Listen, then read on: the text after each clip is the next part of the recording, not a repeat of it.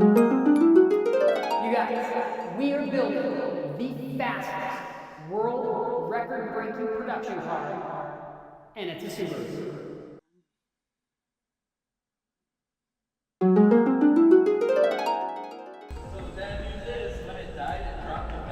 Oh shit. Yeah, it is queued up in there.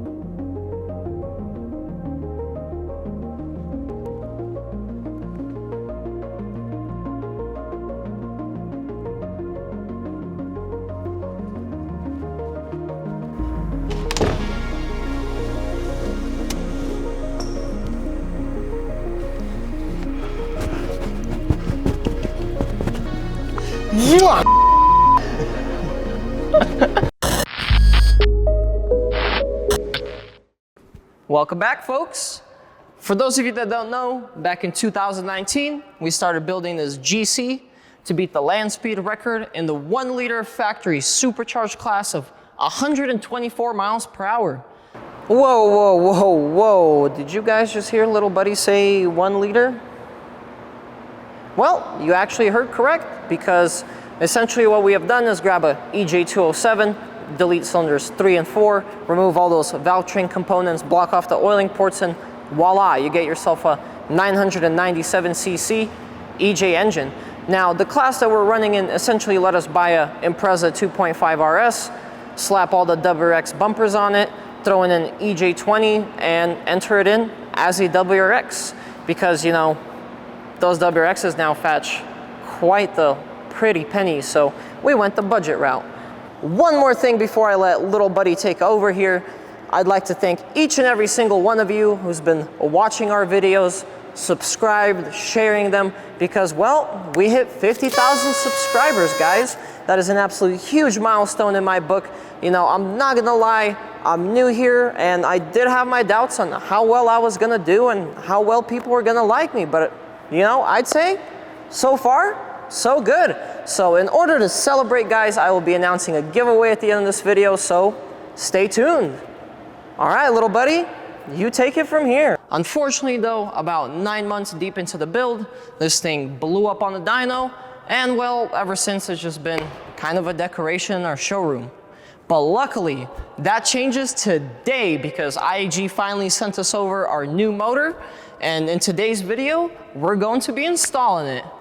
Who's we, you ask? Well, ladies and gentlemen, I have a very special guest helping me today. With great honor, I introduce to you Mr. Hands. That's right, I got myself some help today, because quite frankly, if I had to install this motor by myself, I'd probably pee myself. Now, without further ado, there's a ton to get done today, so let's dive headfirst into it.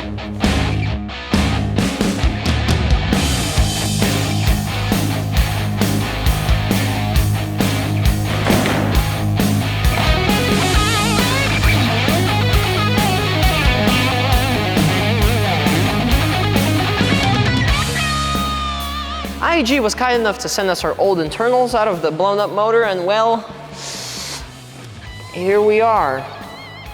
Quite the carnage. If you look on the back, you can see it pretty much punched 2 holes in this forged piston. And here's the valve.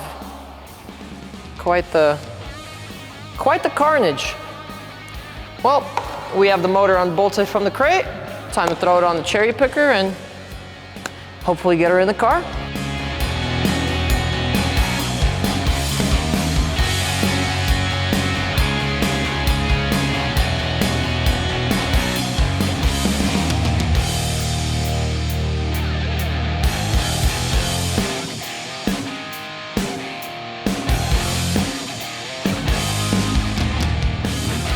So Mr. Hands has his doubts about our Duralast cherry picker, so we went and grabbed a tire from our dumpster to set it on while we install the clutch.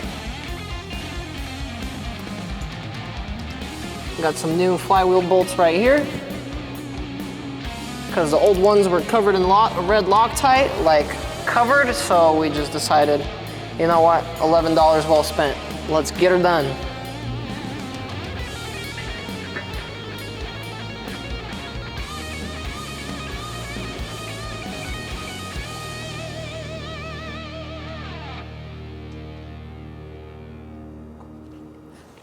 Torque these to 52.8 foot-pounds, or I'm sure 53 will be just fine as well.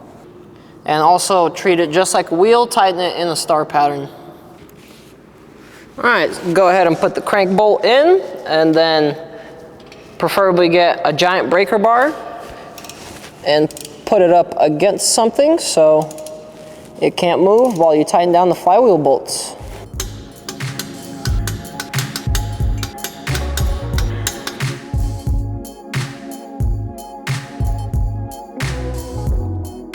Gonna go ahead and put the hard coolant pipes on while the motor's out, because might as well, it'll be easier this way.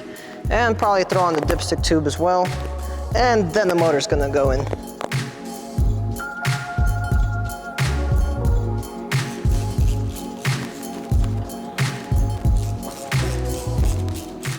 All right, well, we got the dipstick and the hard coolant line on the engine. We had to jack up one side of the car a little bit because the bottom of our cherry picker doesn't clear the tow hooks at first. And yeah, well, here we go, guys. Wish us luck. We'll go a little back.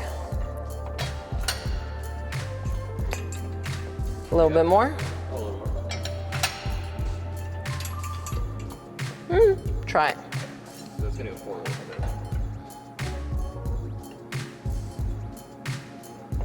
Stop right, yeah, a little bit lower. Right, like right there.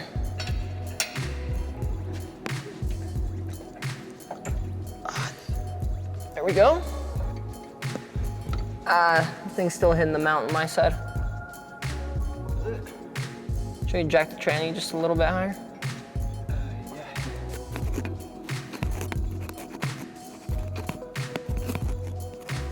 Oh, beauty, beauty, Mr. Hands.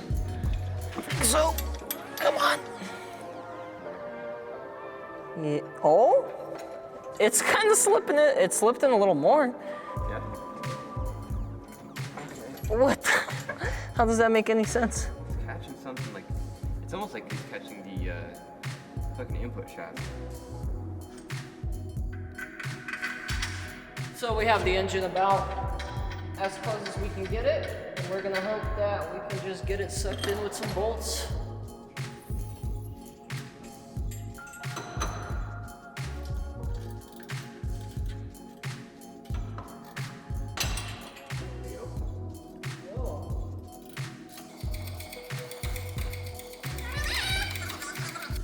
Well, only 3 Red Bulls later and we're looking good. Hey, you know, if we beat the record, maybe I'll actually convince this guy to show his face on camera. Come on, you gotta give them something. They're gonna be so curious.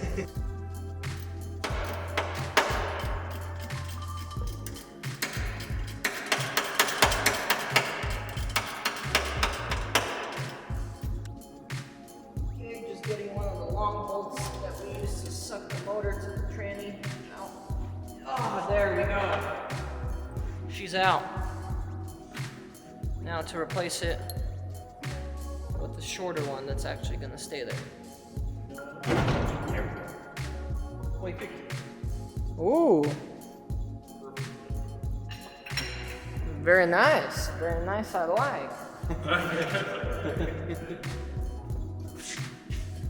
Okay, so the motor's all the way in, it's completely bolted to the transmission. No cherry picker in sight, so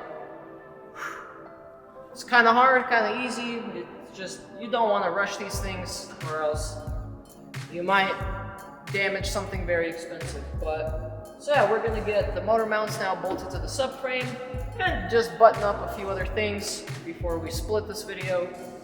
So yeah, we're kind of just going with the flow at this point. I love that sway bar goes right in front of the motor mount. Awesome, right? It's amazing. What a piece of engineering, man.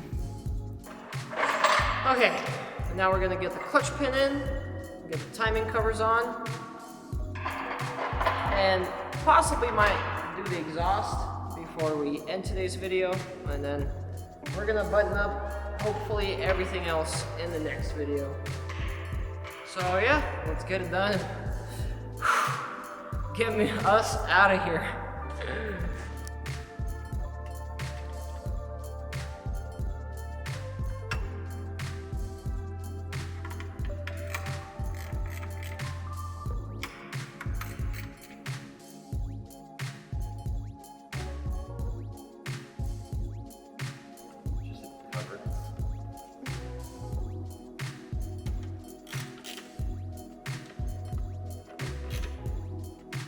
All right, well, that'll about wrap it up for part 1. Thank you so much for tuning into our 50K special. Speaking of which, giveaway-wise, we'll be giving away 5 $100 gift cards to Rally Sport Direct. All you gotta do to win, like this video, subscribe to our channel, and comment what you would use the gift cards on or what you would put them towards. And I'll pick the 5 lucky winners within a week. And yeah, guys, also, if you have any questions about the build, please comment below. I'd be more than happy to answer. And yeah, I'll see you guys in part 2.